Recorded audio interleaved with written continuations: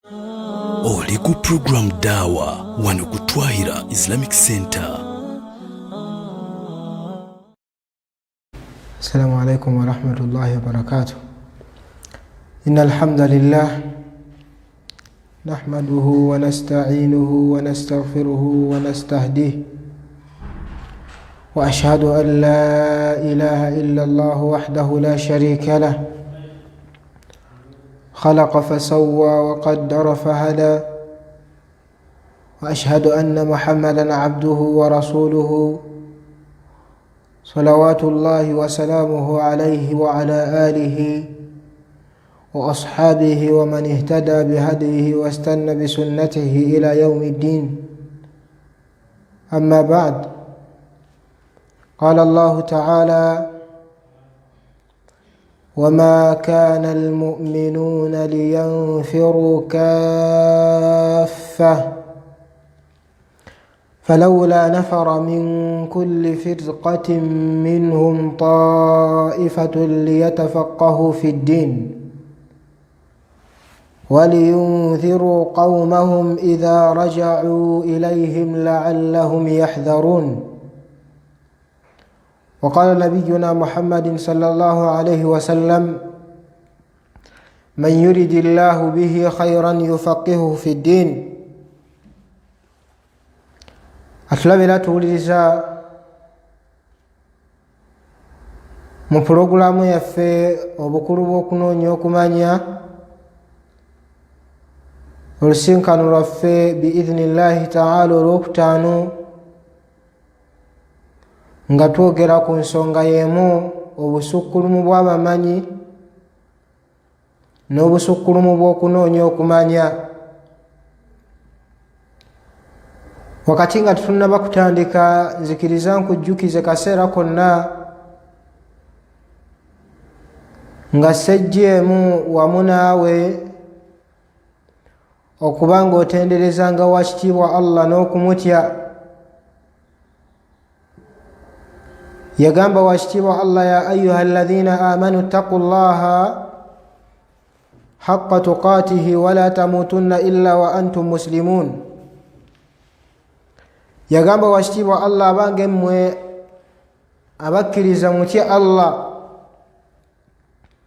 mu butuufu bw'okubeera nga mumutya. Wattaqwa, ekiyitibwa okutya Allah kitegeeza omuntu okuba nga ateekateeka n'okukola ebyo Allahu subhanahu wa ta'ala by'ayagala, n'okwewalira ddala ebintu byonna ebitegeeza okuba ng'ojemera wakitiibwa Allah. Bwe yali ayogera omusajja omu mu bigambo bye yagamba nti: walastu ara saadata jamaa maalin, siraba kwesiima kw'abeesiima mu nsi muno yadde oluvannyuma lw'okuba nga bavudde mu dduniya, nti baakuŋŋaanya bye baakuŋŋaanya mu ssente oba mu bitiibwa oba mu baana. N'agamba nti: walakinna attaqiyu huwa saidu, n'agamba naye omuntu eyeesiimye era agenda okuwangula ye muntu oyo eyayinanga ttakuwa mu mutima gwe, eyatyanga wakitiibwa Allah, n'asalawo n'atambuza obulamu bwe nga wakitiibwa Allah wayagala, n'aleka ebyo byonna ebitegeeza okumujeemera, n'akola ebyo byokka ebitegeeza okugondera wakitiibwa Allah. N'agamba nti: wa idraku alladhi ya'ti qaribun walakinna alladhi yamdi ba'idu. Bigambo byali by'amaanyi, naye ng'ebyalimu byonna byali bitegeeza nti obuddiro bwaffe bwonna buli eri wakitiibwa Allah, ate nga kali kumpi nnyo akaseera buli muntu yenna asisinkana wakitiibwa Allah agenda kumubuuza ku buli nsonga zonna ze yakolanga mu nsi muno. We yali ayogera Allah yagamba nti: innahum yarawnahu ba'ida wa naraahu qariba. Abantu bo babako gye batudde nga balinako gye bakuŋŋaaniddeeyo, ne babategeeza nti abange mugenda sinkana wakitiibwa Allah, mugenda kuddizibwa mu maaso ga wakitiibwa Allah. yarawunahu baida, bakiraba nga kiri wala nnyo, balaba nga qiyama eri wala nnyo. Kyova olaba nti bakola bye bakola nga tebasuubira nti kino kiri kumpi nnyo nabo. Yagamba nti innahum yarawunahu baida,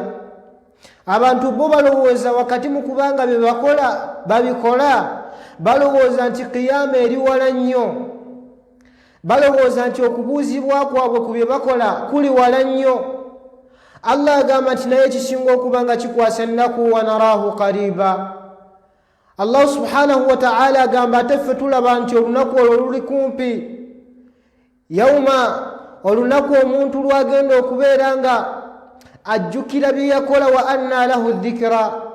naye nga tekikyamugasa waba yakola mazambi,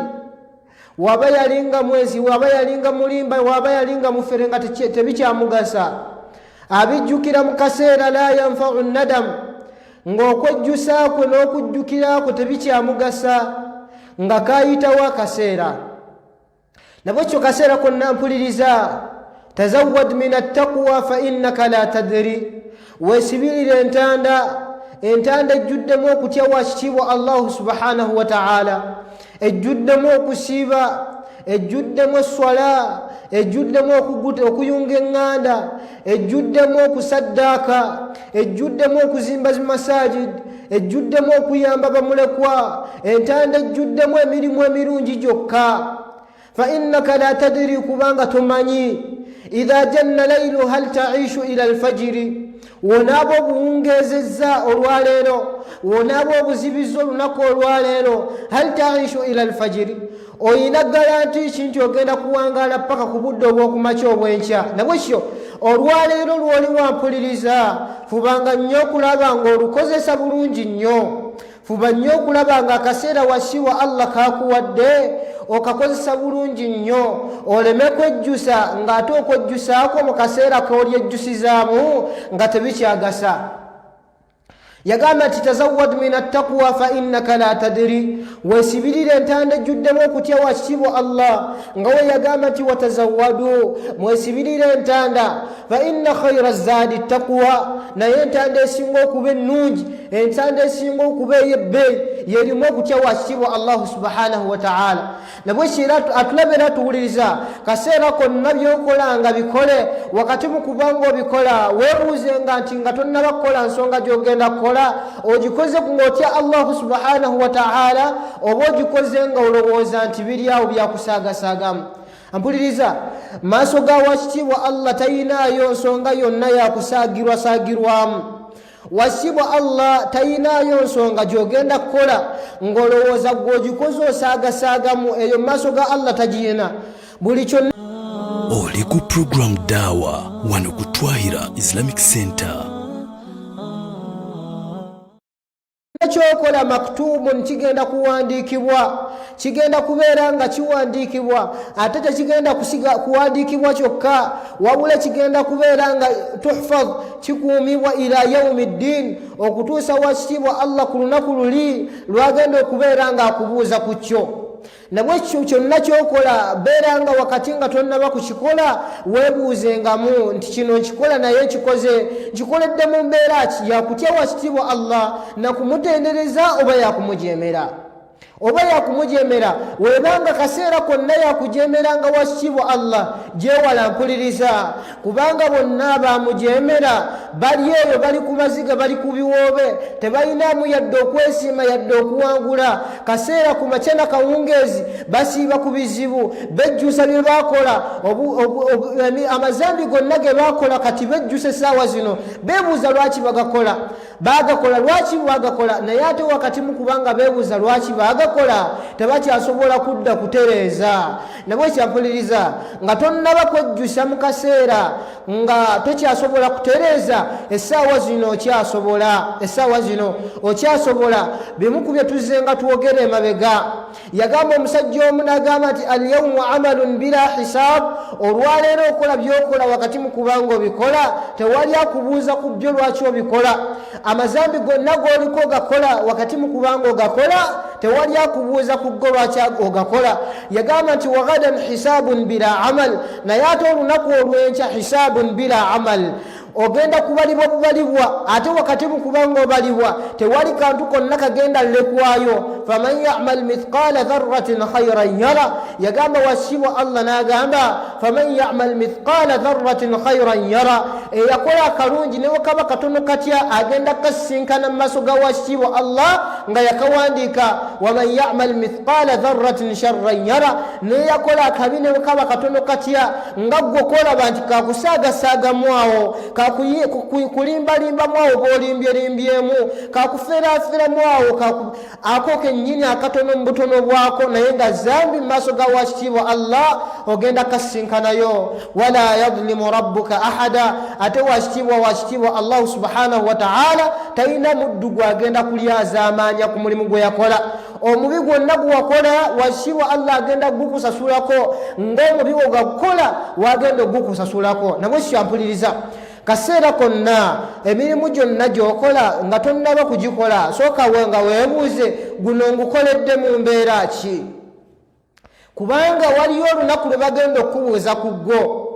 waliyo olunaku lwe bagenda okubuuza ku mbeera gy'olimu essaawa zino lwaki wagirimu ng'efaanana nga weeri ate nga wasiibwa Allah togenda kumulimba kubanga yagamba nti olunaku luli eriwe lulijja abantu bagenda kwagala okulimba wasiibwa Allah maadhalika nga Allah amanyi bye bakolera nga waliwo obujulizi nti babikolanga nabo bennyini beewaako obujulizi wasiibwa Allah agenda kuddira emimwa gyabwe agiteekeko envu gibeere nga tekikyasobola kwogera agisibe jibeere nga tikyasobola kwogera akake wasiibwa Allah kubanga qaharun akake ebiyungo byaffe bineeno ebiyungo bya Allah abikake byogere buli kimu kyogere ezambi lye wakola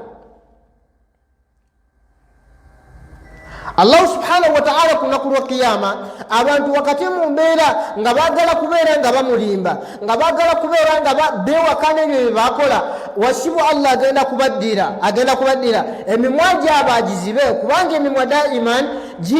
girina obulimba bwagyo kakati olunaku luli Allah agenda gizingaku agisibe wasiibwa Allah abuuze amagulu ganeeno gayogere gye gatambulira gaali galagawa la hawla wala quwwata illa billah kaliba kaseera kannaku ampuliriza fala ilaha illa Allah idha naqtaqat al-yadan kuba kafaananyi ng'emikono gyo gyogera nga gyogera gigamba wasiibwa Allah nga gimugamba ti ana lilharami akhadhtu nga gimugamba ffe twakwatanga ku haramu twalinga tunyiga bintu bitalina byewatugaana wasiibwa Allah nabwekyo kubanga akafaananyi k'emikono gyo nga giri mu maaso ga wasiibwa Allah ng'oyimiridde mu maaso ga wasiibwa Allah ng'emikono gyo gineeno gye wakozesanga okulyaza amaanyi abantu nga gikuwako obujulizi nga gigamba nti ffe twakwatanga maali ya haramu kuba akafaananyi ka omumwago Allah subhanahu wa ta'ala gwe yakuwa nga guli mu maaso ga wasiibwa Allah nga gukuwako obujulizi nga gugamba nti ffe bye twayogeranga byonna ebigambo byalinga bulimba byalinga bya haramu twalimbanga twakoowolanga abantu nga tubazza eri bubuze kuba akafaananyi k'amaaso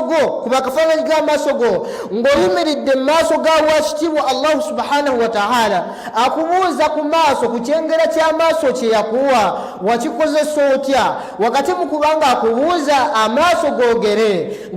gagambe washitiibwa Allah nga mugambe ayi rabbi nze natunulanga ku haramu ebintu byonna bye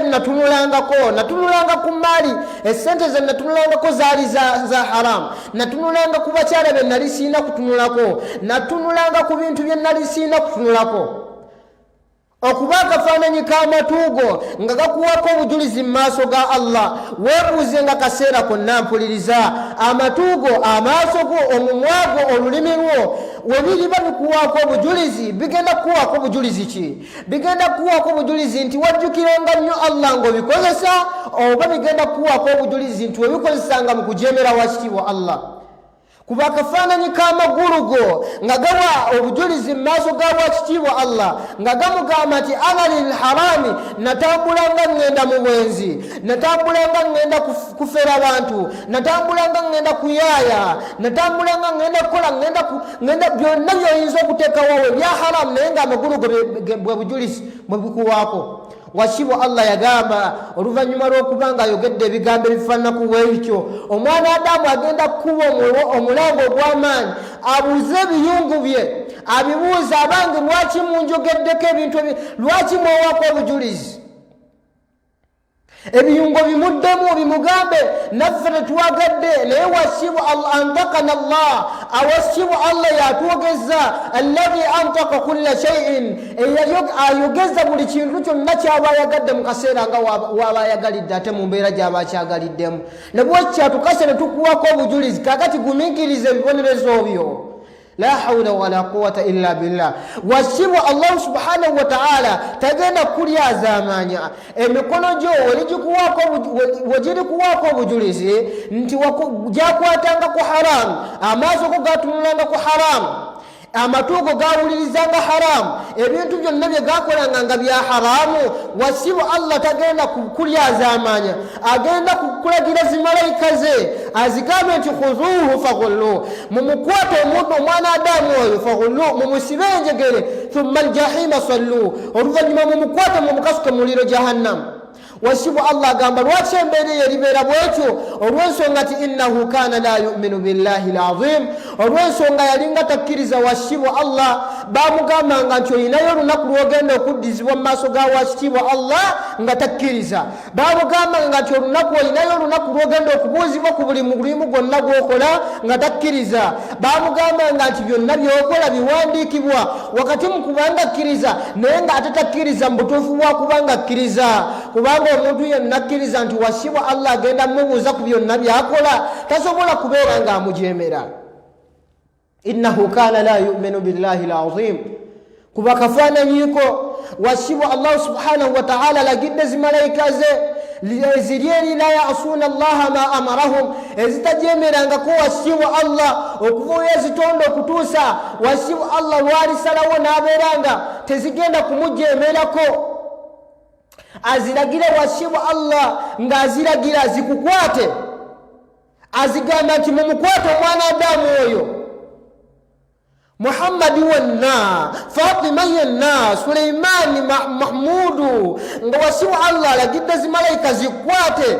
zikubeere nga zikukaliga aziragidde oluvannyuma agambe nti thumma aljahima sallu oluvannyuma mumukasuke mu muliro jahannamu kuba kafaananyi kampuliriza nga bakutte bakutwala bakukasuka mu jahannamu nga bakusibye omuliro guli ogwokya olwokya aadana Allah tusaba wasibwa Allah subhanahu wa ta'ala tutaase ku muliro ogwo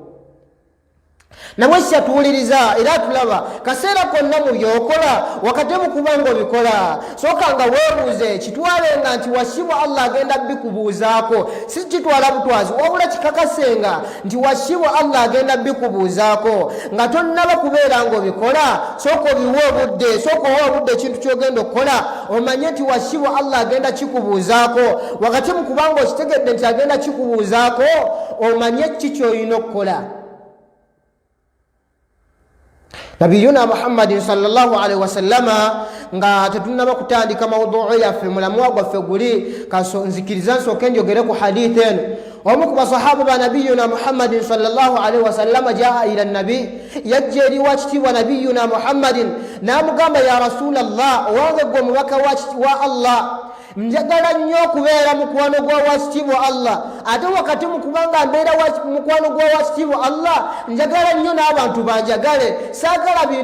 bintu bibiri binkuŋŋaanireko mbeere mulabe wa Allah nga mujeemera maa dhalika ate nga n'abantu tebanjagala wuliriza nabiyuna Muhammadin sallallahu alaihi wasallam ekigambo kye yayogera yagamba ebigambo yamugamba ngenda kuwa ebintu bibiri ebintu bino bibiri kasonda abikola ogenda kubeera ng'owona okubeera mu bantu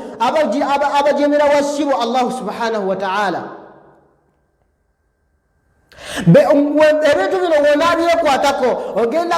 kubeera mumikwano gya Allah bali Allah byeyogerako n'agamba nti ulaika yujzawna alghurfata bima sabaru wa yuhallawna fiha tahiyatan wa salama yagamba nti bo abo ng'ovuddeko kubali eri abamujemedde abasalawo ne bamujemera ng'ozzeeko ku ludda lunene olw'abamugondera wakiwa Allah yagamba yujzawna alghurfata bima sabaru abateekeddeteekedde ebisenge by'ejjana abateekeddeteekedde zirumu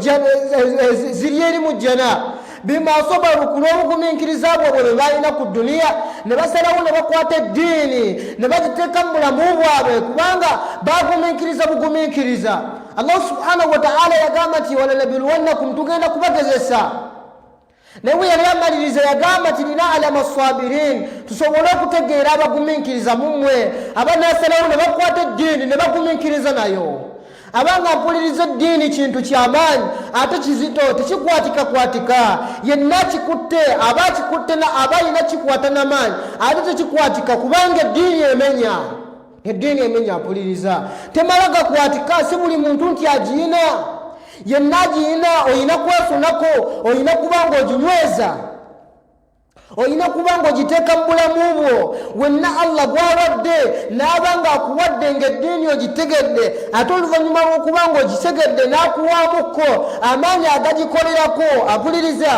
fubanga nnyo okulaba nga kaseera konna oyongeranga mu maanyi kubanga Allah subhanahu wa ta'ala we yali ayogera yagamba bima sabaru kulw'okugumiikiriza kwabwe bagumiikiriza eddiini n'ebamenya mu bulamu bw'edduniya naye ate ku luli olunaku abatekeddetekedde by'amaanyi ne bwekyo gumiikiriza wakati mu kubanga ogumiikiriza yongeramu amaanyi mu kubeera ng'okwata eddiini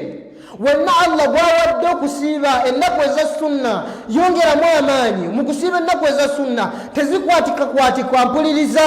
bangi mu nsi muno nga beegomba okusiiba ku nnaku eza sunna nga tebasobola nga si balwadde mpuliriza nga si basibe nga si gamba nti balina obusibu bwonna wabula nga batambula nga ggwe bw'otambula naye wakibo Allah takibawadde ne bwekyo ggwe gwakiwadde mpuliriza kikwase maanyi yongeramu amaanyi mu kusiiba ennaku eza sunna wakibo Allah kyakutekeddetekedde ky'amaanyi wenna Allah gwawadde okusaala essola wenna Allah gwawadde okusaala essola n'akikuwa nga kiringa kirabo kubanga kyo kirabo si buli muntu ali mu nsi si buli musiraamu ali mu nsi nti asaala mpuliriza bangi nga basiraamu nga ggwe oba oliawo nga balowooza nti bona bakkiriza nnyo okusingako naye nga wasibo Allah takibawadde ekiswala Lebwekyo wenna Allah gwawadde swala n'okubeera ng'ozisaala swala 5 mu jamaa oba wakati mu mbeera gy'ozisaaliramu yonna yongeramu amaanyi ampuliriza gumiikiriza osisinkane Allah subhanahu wa ta'ala ng'osaala swala za 5 zeenywerezeeko kubanga wasiiba Allah byakuteekeddeteekedde woonaava mu duniya ng'osaala swala zo 5 ezo ng'ozinywezezza mpuliriza bya bbeeyi tebyokerekeka tewali ayinza bikunnyonnyola n'abimalayo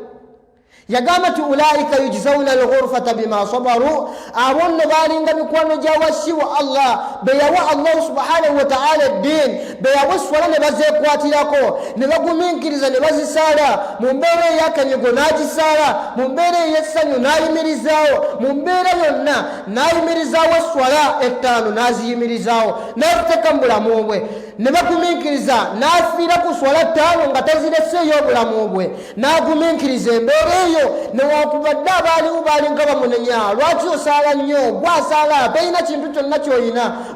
gwafaanana bwoti byonna bye bamwogerera nga babimwogerera naye n'agumiikiriza wasibu Allah agamba yujzawna alghurfata bima sabaru wa yuhallawna fiha tahiyatan wa salama abateekeddeteekedde eri jjana ate wakati mu kubanga abateekeddeteekedde jjana yuhallawna fiha tahiyatan wa salama bagenda kubeera nga bafuneyo ebiramiso okuva wasibu Allah subhanahu wa ta'ala salamun alaykum mirembe gibeere gye muli bima sabartum kulw'obugumiikiriza bwammwe mwagumiikiriza ne baboogerera nga wamusaala naye temuyina kye muyina nga amakanzu wamugatemye naye temuyina kye muyina abakuza ebirevu naye temuyina mulina kye mulina ne mugumiikiriza mpuliriza bonna bagumiikiriza ne basalawo ne bakwata eddiini ne bagiteeka mu bulamu bwabwe wasibu Allah bagenda musinkana agenda batolera salaamu nga bagamba nti salaamun alaikum emirembe gibeere gye muli bima sabartum kulw'okugumiikiriza bwammwe mwagumiikiriza ne babogerako bye babogerako mwagumiikiriza ne babawaayiriza mwagumiikiriza ne babogerako byonna naye mmwe ne mwekwatira ku ddiini ne musalawo ne mugikwata wakati mu mbeera ng'ensi yonna tewali abaagala mmwe ne mugumiikiriza. Salaamun qawlan min rabbir rahim kiriba kiramuso ekivudde eri wasibu Allah subhanahu wa ta'ala qawlan min rabbir rahim ery'omulezi omutesitesi w'ebitonde omutonzi w'ebitonde omusaasizi ajjudde ekisa ekingi asaasira ebitonde byonna. Salaamun qawlan min rabbir rahim salaamun qawlan min rabbir rahim. Nabwekyo yenna ayagala okuwulira ku kiramuso ekyo ayagala okubeera mukwano gwa wasibu Allah subhanahu wa ta'ala yagamba nabiyuna Muhammadin sallallahu alaihi wasallama ye omusajja ono we yajja n'amugamba ya rasulallah dullani ala amalin idha mulirayo omulimu ng'omulimu ogwo senga naaba ngukoze ahabbanillah ekisookera ddala wasibu Allah agenda kubeera nga njagala oluvannyuma lw'okuba nga njagadde nembeera mu mikwano gye wa ahabbaninnas ate n'abantu ne banjagala yagamba atya yamugamba ngenda kuwa ebintu bibiri n'amuwa ebintu bibiri ebintu ebyo ebibiri nga senga omuntu abiteeka mu bulamu bwe agenda kuba mukwano gwa wasibu Allah mu duniya ate n'oluvannyuma lw'okuba nga avudde mu duniya ku kiyama agenda kuzuukira n'abakkiriza baali bakkiriza ate mu mbeera y'emu omulimu ogwokubiri era nagwo wanaagwekwatako atagenda kuba na buzibu bwonna mu maaso g'abantu abantu bagenda kumwagala tagenda bafuna mu buzibu bwonna. Yagamba nti ekisookera ddala izhad fi dunya yuhibbuka Allah ebyensi biveeko bireke bulesi ebyensi biveeko bireke bitambule butambuzi eduniya gireke gwe kyoba okolanga kimu mu duniya yo kyoba ovaagako ennyo kyakubanga otenderezanga Allah subhanahu wa ta'ala mu butuufu bw'okubeera ng'omutendereza. Izhad fi dunya yuhibbuka Allah eduniya gite ebyeduniya biveeko tebikumalamu teweemalamu nansampuliriza baali bangi nga bagiina baali bangi nga baalina byotagenda kufuna mu nsi wakati mu kubanga baabirina nga byonna bye baalina nga gwe togenda kubifuna togenda kubituuka kwampuliriza wasibu Allah yabibalesa n'abeera nga baabirekawo ku nsi ne bamusinkana nabwekyo yagamba nti izhad fi dunya yuhibbuka Allah ensi gireke ebyayo bireke bitambule nga birina okutambula yali tatugamba tuleke kukola tuleke kubeera nga tukola ki tukolerera tuleke kubeera nga tuteekayo amaanyi mu mirimu gye tukola egy'edduniya wabula kye yali ategeeza nti edduniya eno tetumalamu n'ebeera nga kutuusa ku ddaala ery'okuba ng'oleka okutendereza wasibu Allah. Yagamba nti yuhibbuka Allah ekyo wona okiteeka mu mutima gwo n'omanya nti duniya wajjako nzije era ogenda girekawo nga wagijjako tewali kyogenda kyusaako ng'ovuddeko nga watali kye wakyusaako ng'ozzeeko nga wagisanga wogenda ogireka purogulaamu zaayo wazisanga zitambula era ogenda va ku yo ozireke nga zitambula wali baggulu ligenda sigalawo terina kyerigenda funamu n'ezibwe tewegenda otambula baana bo bagenda sigala balya era tewali kye bagenda kulemesebwa kulya olw'okubanga ovuddewo waba mukyala wajja fumbirwa tewali kigenda mulemesa kufumbirwa olw'okubanga gw'ovuddewo nabwekyo yagamba nti izhad fi dunya yuhibbuka Allah manya nti ebyeduniya bya duniya era eyinamu omugabo gwoba onoonyamu nga bwe yagamba nti wala tansa nasibaka mina duniya ebyeduniya bikolere naye tobikolera nnyo wakati mu kubanga obikolerera noonyanga mu duniya omugabo gwo nga gwakusinzanga wasibu Allah subhanahu wa ta'ala ekyo wona akikola yagamba nti yuhibbuka Allah wasibu Allah agenda kwagala yagamba nti hiya dunya taqulu bimil'i fiha eduniya negamba abantu abajjudde abajagala ennyo nga yaliawo ekigendererwa kye duniya mu duniya ekigendererwa kye mu duniya yanoonya duniya yagamba hadari min bagshi wa fatki ekoowolanga kaseera konna nemugamba wange tolina gyontwala nkwewaza obubi obundimu wali badde nnoonyamu nnyo ebitegeeza okugondera Allah yagamba n'agamba nti egambe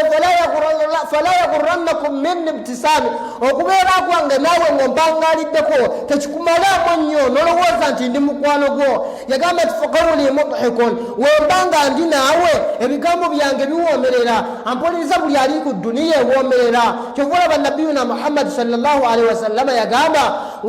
malfakhuru akhsha alaikum sibatirira kuba bwavu walakin kyentya kwekubeeranga antubusata duniya kwekubeeranga eduniya eno ebaggulirwawo oluvannyuma lwokubanga ebagguliddwawo ne mugifuna ate ne mubeeranga mujagala nnyo wakati mukubanga mujagala nnyo fatuhlikakum kama ahlakatuhum ebazikirize nga weyazikiriza aba abakulembera nebwesyampuliriza ebyeduniya bireke kolamu ekisonde ekyo kyolina okukola noonyamu ebyo byolina okunoonya naye wakati mukubanga obinoonya manya nti tolina kyogenda kufuna muyo okujjaku wasiibwa allah kyeyakuteekerateekera ekyo wona akimanya nobeera nga okitadde mu birowoozo byo nobeera nga ebiseera byo byonna ebisinga obimalira ogenda kusinkana wasiibwa allah nga musanyufu gyoli ne ku duniya agenda kubeera mukwano gwo ekyokubiri kyeyamugamba yagamba nti izhad fi dunya yuhibbuka Allah wazhad fima inda nnas yuhibbuka nnas leka ebintu by'abantu tobikwatako tewemakulira ku bintu by'abantu ebintu by'abantu biveeko yuhibbuka nnas abantu bagenda kwagala ampuliriza wobanga oyagala Allah okwagala kola kimu kola ebitegeeza okubanga omugondera agenda kwagala wobanga oyagala abantu nga toyagala mpelana wakati wo n'abantu nga oyagala abantu bakwagale toyagala kufuna buzibu bwonna n'abantu abantu beesonyiwe baleke bakole byabo naawe okole bibyo wasonyiwa ebintu by'abantu tomala gakwata ku bintu by'abantu tomala ganoonyereza ku bintu by'abantu noonyerezanga ku bikwatako noonyerezanga ebintu ebikwatako si buli kintu kyogenda okulaba mu nsi muno nti olina kinoonyerezaako si buli kintu kyogenda okulaba mu nsi nti olina kukyogerako fubanga nnyo okulaba ng'oyogerako ekyo kyolina okwogerako fubanga nnyo okulaba ng'okwata ku kyolina okukwatako kyotalina kukwatako tokikwatako kyotalina kubeeranga oyogerako tukyogerako yogera ku bikwatako ebitakwatako bireke yuhibbuka nnas abantu bagenda kubeera nga bakwagala nga tuvuddeyo eyo nga tuzzeyo ku mulamwa gwaffe nabiyuna muhammadin sallallahu alaihi wasallama yayogera mu bigambo ebyali ebingi ennyo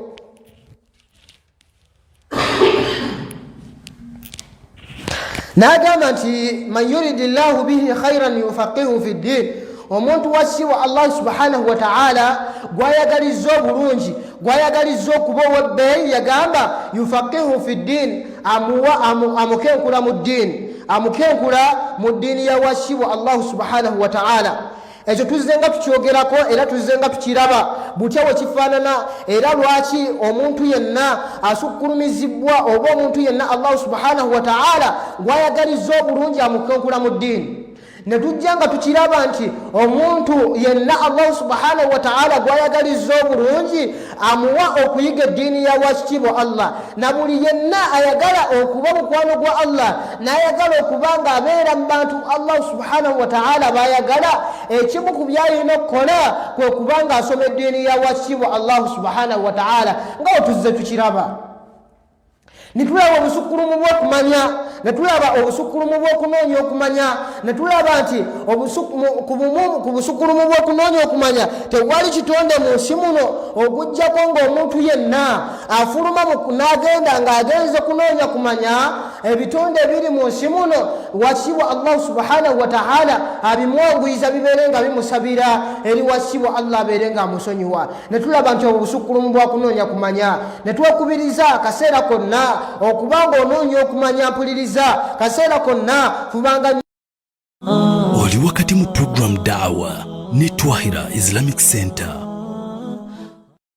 allah ng'oteeka mu bulamu bwo ofunangayo akadde n'obeerako kyoyiga mu ddiini yo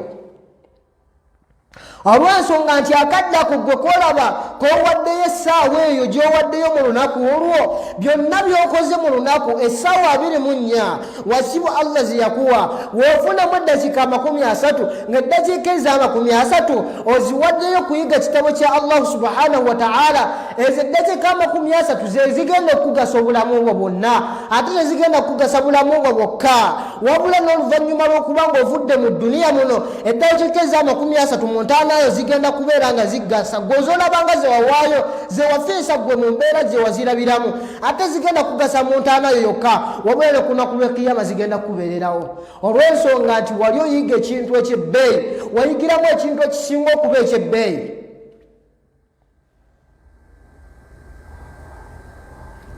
twalaba nti mu duniya munene abantu abakyasinza okuba ab'ebbeeyi abantu abakyasinza okuba ab'ebbeeyi n'abantu abakyasinza okuba ab'amaanyi mu nsi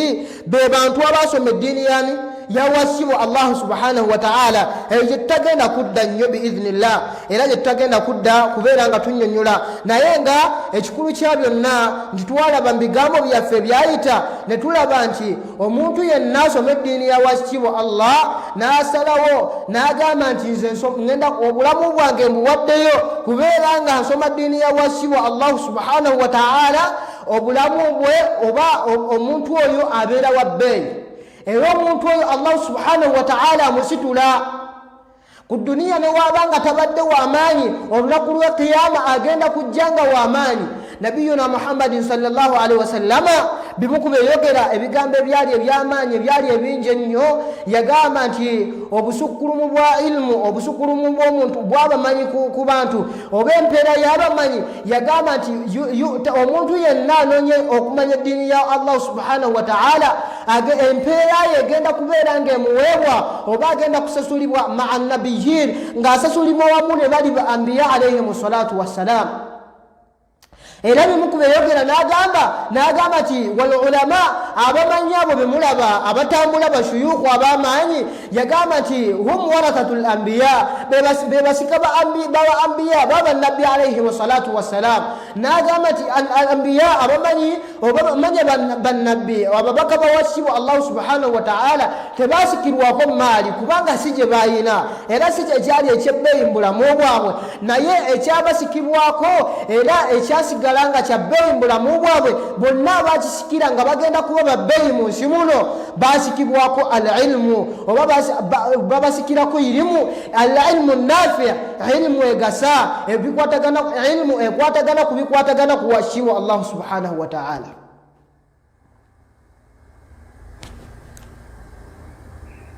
netulaba ebigambo bingi nnyo era mubimu bye twalaba nga wasibu Allah subhanahu wa ta'ala yalagira nabiyuna Muhammadin sallallahu alaihi wasallama n'abeera nga amulagira amara nabiyahu an yasalahu mazida al-ilmi yalagira nabbi wa Muhammad sallallahu alaihi wasallama n'amugamba nti sabanga nnyo Allah subhanahu wa ta'ala abeere nga akwongera ku ilimu abeere nga akwongera ku kumanya eddiini yo maadhalika ng'ekisookera ddala nabbi yali nabbi wani wawasibu Allah subhanahu wa ta'ala nga buli kaseera konna yakkangako obubaka ku buli nsonga abakkiriza abasahaba gye baalinga bamubuuzizzaako nga tagiinaako kumanya wasibu Allah yamussangako obubaka n'amubuulira n'amugamba nti abantu bagambe bwotyo kyova olaba nti mu Qur'ani mulimu ebigambo eby'enjawulo nga basahaba bajjanga abantu ab'enjawulo bajjanga ne babuuza nabbi Allah agamba yasalunaka anil khamri wal maisir oba nabo bakubuuzizza ku bikwatagana ku mwenge n'ebikwatagana n'ezzaala baddemu bwoti Allah n'amuwa ekyokubaddamu najja n'agamba nti wayasalunaka anil yatama oba nabo bakubuuzizza ebikwatagana ku bamulekwa wayasalunaka anil mahid oba nabo bakubuuzizza ku bikwatagana ku bakyala nga bali mu nsonga zaabwe yasalunaka madha yunfiqun oba nabo bakubuuzizza ku bikwatagana ku byokuwaayo byabwe badde nga mubwoti Allah yabeeranga amubeererawo yabeeranga amuwa buli kaseera ekyokubeera nga addamu abeera nga addamu naye maadhalika yamulagira n'amugamba nti beeranga kaseera konna onsaba okubeera nga nkwongera irimu kati kiri kitya kunze ne bwekyo kaseera konna mpuliriza mukkiriza wenna ali eyo tulabe era tuwuliriza mu dduwaazo ky'otalekangayo entakera luvannyuma lwa swala kaseera konna ebiseera byo byonna ekitasaanye kuva mu dduwaazo kwe kuba ng'osaba wa kitiibwa allahu subhanahu wa ta'ala akwongera okumanya. Yagamba nabbi n'amugamba nti gambanga nnyo, yamugamba nti waqul rabbi zidni ilma, owange gwe Muhammad gambanga nnyo oba mu dduwaazo tolekangayo ekigambo ekigamba nti rabbi zidni ilma, ayi Allah omulezi wange nnyongere okumanya. Nabwe kyatulaba era tuwuliriza kaseera konna mu dduwaazo ky'otalekangayo woba ng'olina w'ofukamidde wonna w'ofukamidde ng'oli mu kusaba wa kitiibwa Allah kiro oba misana luvannyuma lwa swala oba olina wemukuŋŋaanidde ekitavanga mu dduwaazo yedduwa egamba nti rabbi zidni ilma, wanikanga emikono wakati mu kubanga ogiwanise ozitegeeze wa kitiibwa Allah omugambe nti rabbi zidni ilma, ayi Allah omulezi wange nnyongere okumanya n'okukutegeera ebikwatako, kubanga ekyo kyekintu ekikyasinza okuba ekyebbeeyi. Tewali muntu yenna agenda kubeera ng'afuna kintu kya bbeeyi mu nsi kisingakaawo. Kyova olaba nti ezimu ku dduwa ezaabanga ez'abakkiriza baasabanga bagamba nti allahumma allimna ma yanfa'na, ayi Allah omulezi waffe tukusaba otuyigirize naye nga byotuyigiriza ebigenda otugasa, wanfa'na bima allamtana, ayi Allah tukusaba, ayi allahumma zidna ilma, ayi Allah tukusaba obeere ng'otwongera okumanya. Oba abamu nga bagamba allahumma allimna ma yanfa'na, ayi Allah tukusaba obeere ng'otuyigiriza ebyo ebitugasa, ate wanfa'na bima allamtana, ate obeere ng'otugasa n'ebyo by'otuyigiriza, wazidna ilma, kaseera konna obeere ng'otwongera okumanya.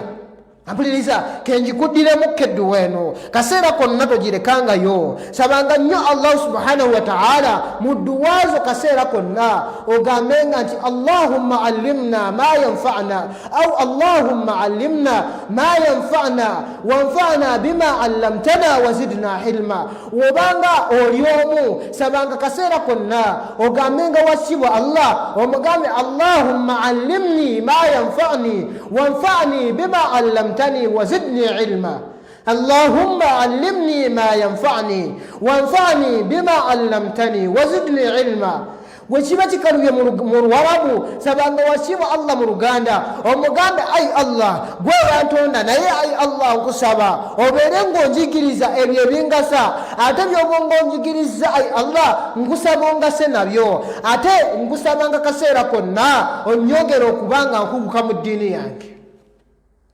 Weyo tekuvanga ku lulimi mpuliriza, kubanga al-ilmu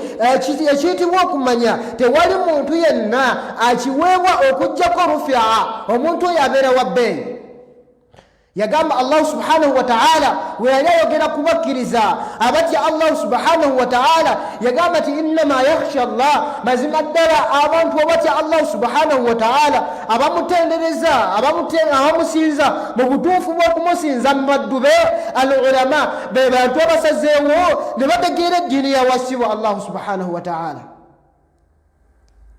Yagamba Allah n'agamba nti yarfa illahu alladhina amanu minkum walladhina utul ilma darajat, mazima ddala Allah subhanahu wa ta'ala abantu bano bamiteeka ebiri abasitula kaseera konna, bano tubageraageranya abantu basigadde ekisokera ddala yarfa illahu alladhina amanu minkum, abantu abakkiriza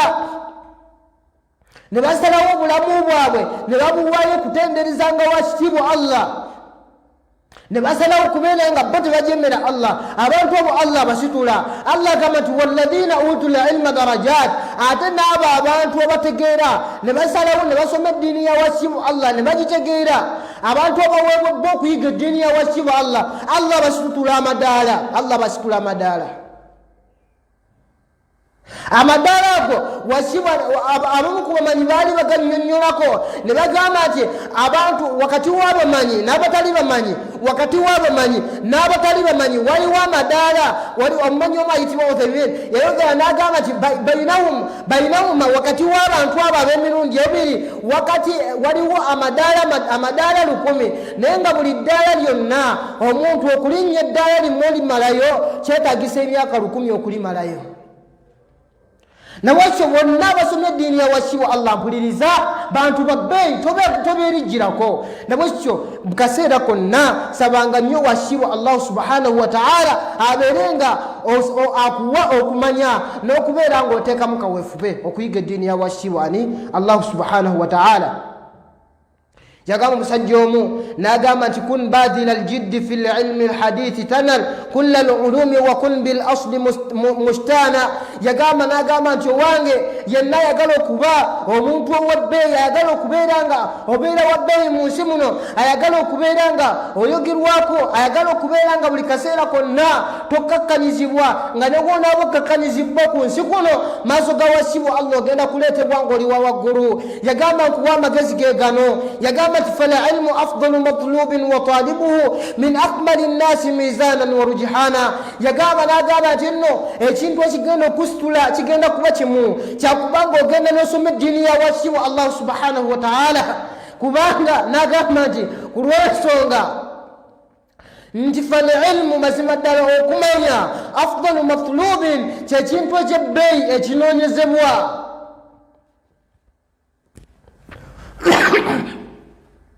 Kyekintu ekyebbeeyi ekinoonyezebwa. Era ndagamba kino ate omuntu yenna akinoonya min akbari nnasi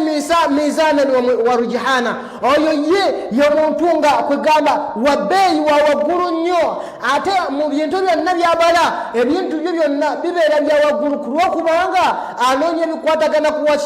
wasibu Allah subhanahu wa ta'ala. Najja n'ayogera n'agamba nti wal ilmu nurun, okumanya kitangaala wasibu Allah subhanahu wa ta'ala kye yateeka mu nsi muno. Imamu Shafi'i rahimahullahu ta'ala kimu yogera yagamba nti lunaku lumu nali ntambula gye ntambula eyo nembako bye nakola nembako ekintu kye nakola nga sigenderedde. Najja eri omusomesa we agamba nti shakautu ila waki'in su'a hifzi fa arshadani ila tarki al-ma'asi. Nagende ewaseka wange yali ayitibwa Waki'i nemubuliramu nemugamba shekhe nga nnaku zinene ebintu sikyabikwata bulungi, nemubuliramu nti ebintu sikyabikwata. Nambulira naye muyambulirira yaŋŋamba weewale nnyo okujemera wasibu Allah obanga oyagala okubeera ng'obanga oyagala ilmu. N'agamba nti kubanga ku lw'ensonga li anna al-ilmu nurun, ku lw'ensonga nti okumanya kitangaala, wa nuru llahi la yu'ta bi'asi, ate ekitangaala kya Allah subhanahu wa ta'ala ekiyitibwa al-ilmu takiwa muntu amujemera. Namwe ky'olaba yagamba nti innama yakhsha Allaha min ibadihi ulama, mazima ddala abatendereza wasibu Allah mutuufu bw'okumutendereza mu baddu be abamanyi abatasalawo ne bategeera wasibu Allah subhanahu wa ta'ala obulamu bwabwe ne babusalawo ne babeera nga babuwaayo okusoma eddiini ya Allah ate ne batakoma ku kugisoma wabula ne bagikolerako.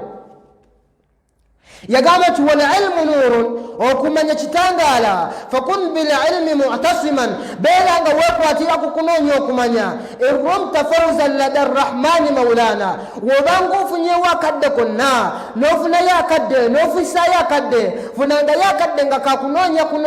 kakunoonya bikwatagana ku ddiini yo. Kasita onaweebwa al ilmu ekiyitibwa okumanya n'okiweebwa wasibu Allah n'akikuwa mu maaso ga wasibu Allah ogenda kufunayo kuwangula, ogenda kubeera muntu wabbeeyi. Yagamba nti wahuwa najatu wa fihi alkhairu ajma'uhu. Yagamba nti okunoonya okumanya okusoma ebikwatagana ku ddiini ya wasibu Allah mwe muli okuwona kw'omwana Adamu, mwe muli okuwona kw'omwana Adamu ku bibonerezo by'omuntana, mwe muli okuwona kw'omwana Adamu ku bizibu bya duniya, mwe muli okuwona kw'omwana Adamu ku bibonerezo by'olunaku lwa Qiyama. yagamba nti wa fiihi alkhairu ajma'uhu, ate muli ebirungi byonna. Ebirungi toyinza kubeera ng'obyogerako okuggyako nga biri mu muntu kunoonya kumanya. Yagamba nti waljahiluuna akhafu nnaasi mizaana, yagamba nti ate abantu abasalawo b'obulamu bwabwe ne batasoma ddiini ya wasiwa Allah subhanahu wa ta'ala, abo bo bantu titwalyagadde kyogera naye omumanyi kyeyogera. Yagamba nti waljahiluuna akhafu nnaasi mizaana, naye abasalawo ne batasoma ddiini ya wasiwa Allah bo kaseera konna bagenda kubeera nga wawansi. Nebwekyo bwe nayagala okubeera owa waggulu kaseerako funangayo obudde mu lunaku olwo, mu mwezi, mu mwaka, funangayo akadde nga akadde k'ofunye kakuba ng'oyiga ekimu ku bikwatagana ku ddiini yo, kakuba ng'osoma nakwejjukanya bikwatagana ku ddiini ya wasiwa Allah subhanahu wa ta'ala. Bwewala okubeera ng'obeera mu bajuhala, abantu abatamanyi ddiini ya Allah subhanahu wa ta'ala, ku lw'ensonga nti akhafu nnaasi mizaana, be bantu abatwalibwa mu maaso Allah abatwala nga bawansi, ate abamanyi babatwala nga bawaggulu. Yagamba nti wal ilmu yarfa'u baytan kana min khayr, yagamba nti ilimu eyo obusukulumu bwayo, obusukulumu bwa ilimu, yagamba bwe yali abwogerako n'agamba nti obusukulumu bwa ilimu yo nga yo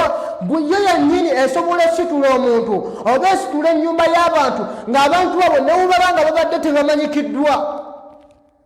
Abantu nga babadde tebalinako kugamba nga tebabamanyikiddwa, naye irimu ebajjayo mu maaso g'abantu ne batandika okumanyikwa, ne batandika okwogera ebigambo nga mu maaso g'abantu bitwalibwa, ne batandika ositulibwa. Olwaki? Olwa irimu yaabwe. Nebwekyo yenna ayagala ositulibwa, yenna ayagala okubeera ow'ebbeeyi alina kwekwatira kuki? Ku kunoonya kumanya ddiini yani yawasiwa Allah subhanahu wa ta'ala. Yagamba nti waljahlu, naye ate obutamanya ennyumba newebanga ebadde yabbeeyi etya kasita eyingiramu obutamanya n'obutasoma ddiini yawasiwa Allah subhanahu wa ta'ala, eddiini ennyumba eyo ebeera ya wansi. Nebwekyo yenna ayagala okubeera nga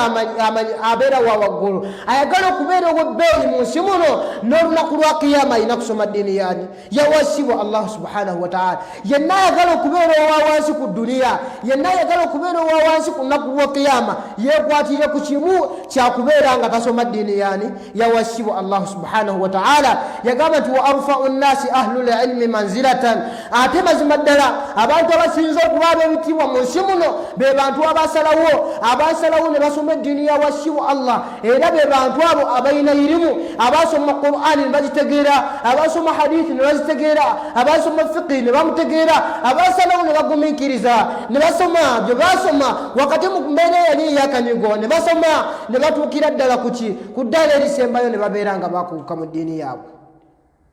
Yagamba nti awda'u nnaasi man qad kana hayrana, naye ate abantu abasinga okuba abawansi, abantu nga tebatwalibwa nga babbeeyi mu nsi muno, be bantu abasalawo ne batasoma ddiini yani yawasiwa Allah. Bantu abo babeera bawansi. Nabwekyampuliriza kaseera konna beera nga wejjako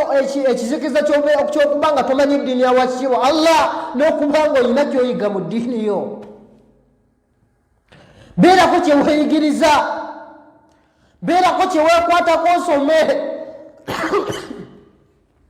Funangayo akadde obeeko kyoyiga mu ddiini yo. Yagamba nti la yahtadi li tariqi lhaqi man amaihi bal kana biljahli mimman naala khusrana. Amutayinza kuluŋŋama wabanga muzibe nga talina kitangala kiyinza kubeera nga kimumulisa. Ekisookera ddala omuntu afuna irimu aba afunye ekintu ekigenda omuluŋŋamya. Kakati omuntu yenna ayagala okuluŋŋama alina kubeera nga asoma eddiini yani yawasiwa Allah subhanahu wa ta'ala, alina kubeera nga yeekwatira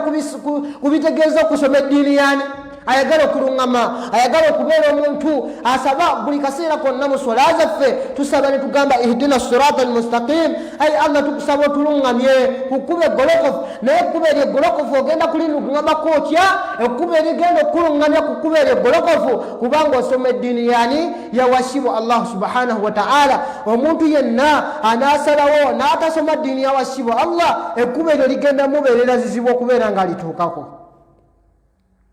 yagamba nti talqaahu baina alwara biljahli munkasiran, osinkana omuntu oyo atalina kumanya ddiini ya wasibu Allah nga teyasoma, ye yasalawo n'agamba nti sijja kusoma bikwatagana ku Allah, nze kentwale ebyange ebyedduniya. Osobola omusinkana nga maaso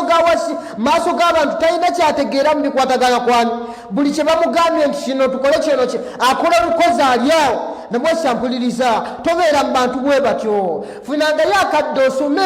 Bashekhe bangi basomesa eddiini, amakubo agasomesa eddiini essaawa zino mangi. Wekwatire ku makubo ago, fubanga nnyo okulaba nga omwaka teguggwako okuggyako ng'olina kyoyize mu ddiini yo.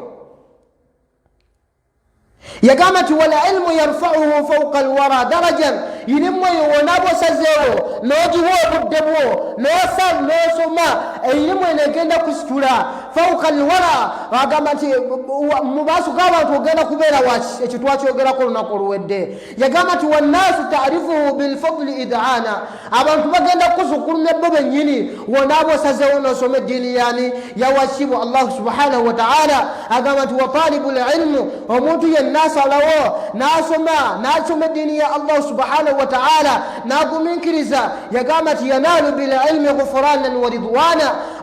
okusoma kwokwo agenda kukufunamu kubeera nga asonyibwa mazambi ge gaali bangazizza, ebisubi bye byagenda okubeera nga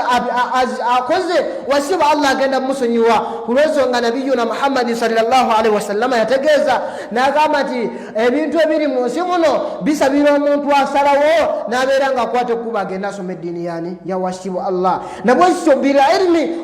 kukunoonya okumanya ogenda kukufunamu nsi, esokera ddala ogenda kufunamu okusonyibwa kwa wasibu Allah, waridwana ekyokubiri ogenda kufunamu okusiimwa kwa wasibu Allah subhanahu wa ta'ala. Maliriza tugamba nti nno fatlubuhu mujtahidan ma ishta muhtasiban la tabtaghi badalan in kunta yakdhana. Omuntu yenna ampuliriza era atulaba, wenna atulaba akaseera konna noonya okumanya, soma ebikwatagana ku ddiini yo, tobaako kikubuzaabuza kusoma ddiini yani ya wasibu Allah. Byogenda okufuna wasibu Allah yabikuteekerateekera dda, ogenda kubeera muntu wa waggulu nnyo. Wasibu Allah subhanahu wa ta'ala yasitula ahlul ilmi, kyovolaba nga we yasitula. Yagamba nti hal yastawi alladhina ya'lamuna walladhina la ya'lamun, yabuuza Allah subhanahu wa ta'ala n'agamba gwe otunulamu olaba nga benkana abo abamanyi n'abo abatamanyi, abasalawo ne basoma eddiini ya wasibu Allah subhanahu wa ta'ala gulaba nga benkanankana n'abo basalawo ne batagisoma ne basalawo ne babala bya duniya. Abuliriza toganibwa kunoonya riziki yo kubanga olina oginoonya, ne wakati mu kubanga oginoonya fisanga yakadde, kubanga kino kye kyakutonza, kyali kyakutegeera Allah subhanahu wa ta'ala. We yali ayogera yagamba wama khalaqtu ljinna wal insa illa liyabudun, saatonda mwana Adamu n'amajinni okuggyako ekyabantonza kubeera nga bantendereza na kubeera nga basoma ebinkwatago babeere nga bansinza. Nabwekityo kinene kye kyakutonza, ebisigadde bikole naye ate siibye tebirina kukumalamu nnyo. Apuliriza, byonna byokola bikole, era tuganibwa kubeera ng'obikola ebbanga lyomala nga bitegeeza kunoonya riziki yo nga tebiri mu kujemera wasibu Allah. Naye wakati mu kubanga onoonya riziki yo bufiisanga yakadde, wakati mu budde bwolina obungi Allah bwakyakwazise kubanga waliwo akaseera kogenda okunoonya akadde nga tokyakayina. Nabwekyo Allah ng'akuwaddeyo akadde kakuwadde, fubanga nnyo okulaba ng'okakozesa ofunamu akadde k'okozesa kusoma ebikwatagana ku ddiini yani ya wasibu Allah. Akadde akukooliranga owadde otogenda kukasalwa, wasibu Allah byagenda okukakuwaamu, byagenda okukakusasulamu, bigenda kuba bingi nnyo, tebibalwa. Nabwekyampuliriza bigambo biyinza okuba ebingi, naye wakati mu kuba ebingi nkulamiranga kaseera konna okuba ng'osoma ebikwatagana ku ddiini yo, okusoma Qur'an, okwijjukanya ebikwatagana ku ddiini ya wasibu Allah subhanahu wa ta'ala. Tujja kubeera nga tweyongerayo biidhnillahi ta'ala olunaku lwaffe oluddako nga twogera ku topiki yaffe insha Allah biidhnillahi ta'ala, obukulu bw'okunoonya okumanya n'obusukkulumu bw'okunoonya okumanya. Tetuyinza kubyogerako byonna netubimalayo mu lunaku lumu tujja sigalanga tubyogeranga ku kaseera konna tujja kusigalanga insha Allah tubyogerako biidhnillahi taala olunaku oluddako insha Allah tujja kulaba obubi obuli mu kubeera ng'omuntu tamanyi obubi obuli mu butamanya ddiini ya washiwa Allah subhanahu wa taala obubi obuli mu butamanya ddiini ya washiwa Allah ekyo tunabanga insha Allah biidhnillah oboolyawo tukiwadde obudde oboolyawo insha Allah tujja kubeera nga tufunamu emigaso gijja kuba mingi nnyo insha Allah biidhnillahi taala kyensembayo tulabira tuwuliriza ze programu zaffe bbiri ezitambula ku Tahira Islamic Center programu esokera ddala ey'okubanga tusoma eddiini ya washiwa Allah era eyo tuzze nga tugyogerera era tukyagyogerera insha Allah funanga yakadde fisanga yakadde wewandiise osobe nga osobola okubuuka mu ddiini yo wesigyeko ekizikita ky'okubeera nga tomanyi eddiini ya washiwa Allah ng'oyita ku Tahira Islamic Online School mu mbeera yemu ate Tahira Islamic Center yakuletera programu ey'okubiri ey'okuba nga weefunira ku mpeera ey'okuba nga osobola okubeera ng'ofuna ku mpeera z'okusaasanya irimu nga tusonda kamera biidhnillahi taala omulimu ogwo gukyagenda mu maaso tusaba washiwa Allah subhanahu wa taala yenna n'afaayo n'abeera nga akwata kyanaaba akutte mu butono bwakyo mu bunene bwakyo n'akiteekayo Allah amusiime wamu n'abatahira Allah abasiime naffe abeere nga atusiima ffenna abeere nga atuwa omutima omulungi ogukwata mu ssente zaffe entono ze tulina ne tuwaayo kubanga tetugenda